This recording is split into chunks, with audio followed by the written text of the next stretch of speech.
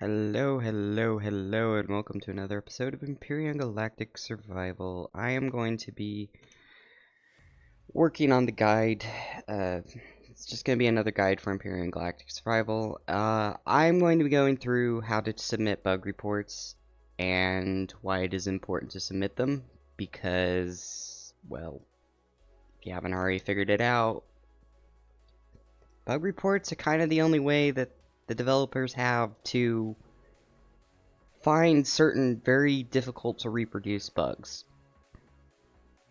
Now, heads up here, I'm not part of the Empyrion staff. I'm a volunteer moderator, but it is my firm belief that I should do everything I can to make the world a better place, and in this case, working on the game to make it a better game for everyone. So let's go ahead and get started. So this is what the forums looks like. This is what the bug reports forums looks like. Now this is a screen grab because I don't want to open the actual forums for this because it's going to look sloppy. This is what the forums looks like. As you will notice, there are some bugs up the top, but there are these red tagged conversations. Read before reporting. Known issues. Please take the time to read those. I know it's asking a lot, but they have useful information that is going to help you not only do a bug report, but there's other information in there, such as troubleshooting guide for game not starting or server troubleshooting. There's links to that in there too. So take a look at those. I know I'm asking a lot by asking you to read, but take a look at those. Read the headers at least. Anyways, let's move on. Alright. This is read before reporting. How to reproduce a bug. Now, I'm gonna let you sit there and look at that for a second, alright? Go ahead and look at that. Pause the video if you need to. Alright. Number 1. Read through the read first paragraph if you are unsure what information is required. Go ahead and click on that link. Check forums to see if your issue is already added. If it is already added and you create a new one, they might merge it with it and you might not get any feedback from it after that because they have to merge it with an older one.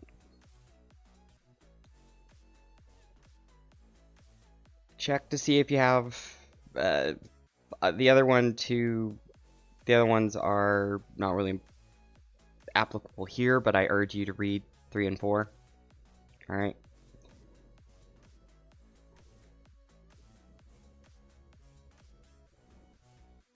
Alright, next, the reporting template. Alright, as you will see here, this is a template, and now when you open up a new page, it will be blank, but this is a guide to how to do the reporting. I'm going to let you sit there and read that for a sec. So at the top, you will see build number. Build number is shown in the top left corner of your game. It will be something like B4082 or something. That 4-digit number is what you're looking for, and that's what goes at that top line. Creative, survival, freedom mode, pretty self-explanatory. Then you have like single player, dedicated server, peer-to-peer co-op, etc. Server name, if applicable. Seed ID. Now, seed ID is a little bit more tricky, but I would urge you to add it regardless because, yeah, it's, how do you find this?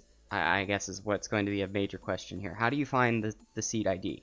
Well, if you're in the game, playing a game, exit the main menus, and reload the save or rejoin the server that you were just playing on.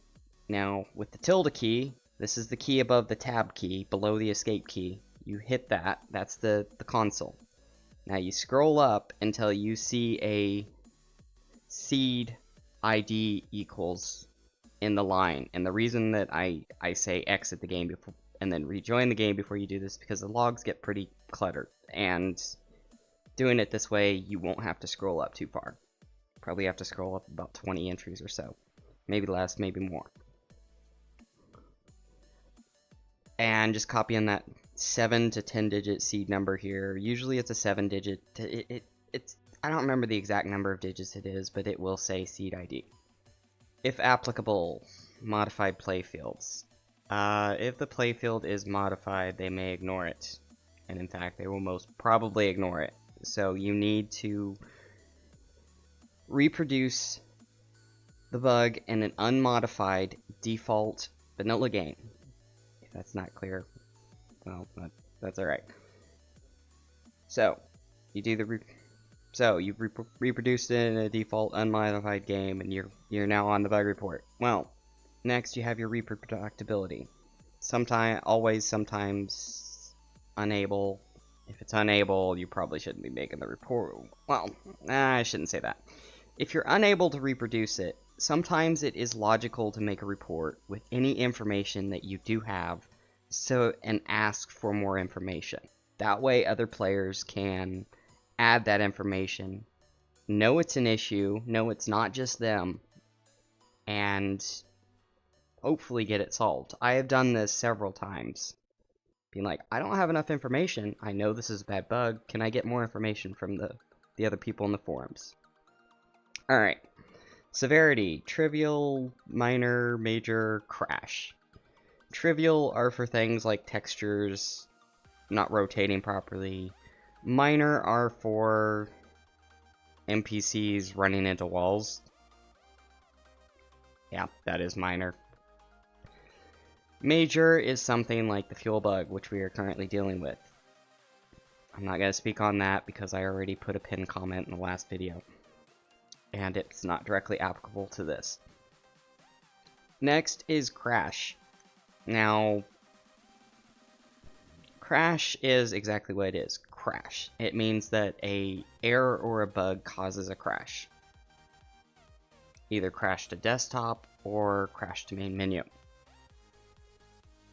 This will include quit or continue messages. Types. I'm just going to let you read that, and, well, actually, I'll go through that. Global. Happens everywhere. Every playfield. Happens on every playfield. Happens on starter planets, happens deep in the galaxy, etc., etc. Happens in space, happens on planets, whatever. O2 rooms, yeah. Temperature, radiation, that's status, that's atmospheric effects, basically. Player armor boosters, that is player related. Well, not directly, but player armor and boosters, that's its own tag. These are example tags. Sometimes you can make your own, just as long as it's along the lines of not going overboard with them, please. I'm gonna skip over the rest of these. Summary. This is a one-line, quick way of conveying what the bug report is about. You don't need to go into detail in the summary. It can be the same as the title.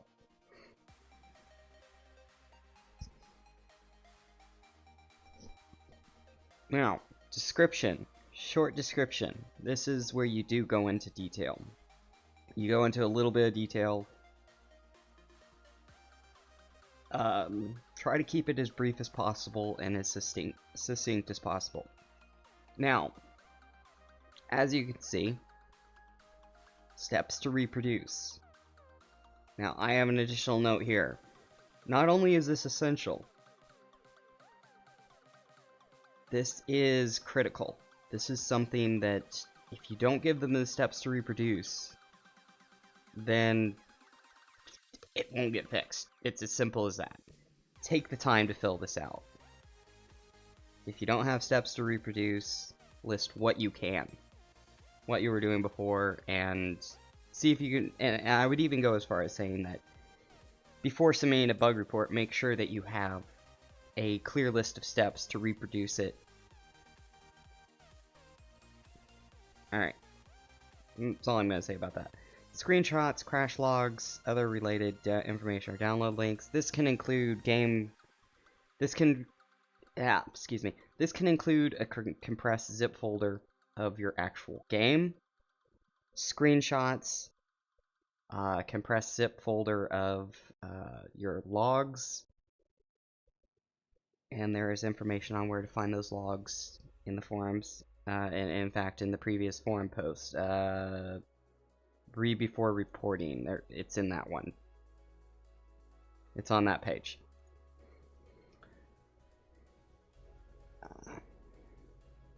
And in fact, it's actually below. It's actually listed below too. Now, I would like to go back to the top of this. Just below the page header, at the very top, you will see some text in red. You will see some text in red. When creating a new bug report, and I'm going to go ahead and switch over to the next slide, which is the practical example 1. You will see some red text up there at the top. And that says, sorry, well, you can read that. It's important that you click on that because that will take you back to the previous one. That will take you to what we just went over. So if you don't know where that is and you've gotten to this point, just click on that up at the top. Alright, this is a practical example. This is my practical example of filling out a bug report, and I'll go through that in just a second. But have fun reading it in the meantime.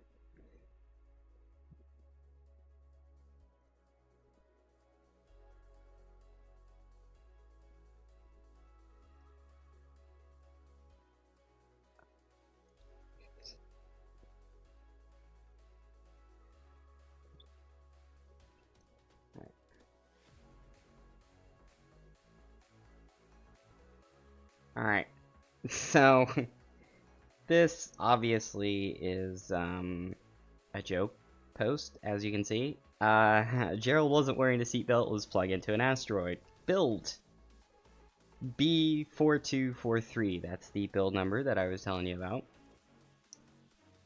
about. Single player, survival. Server name, GEI Academy of Critical Thought. Yes.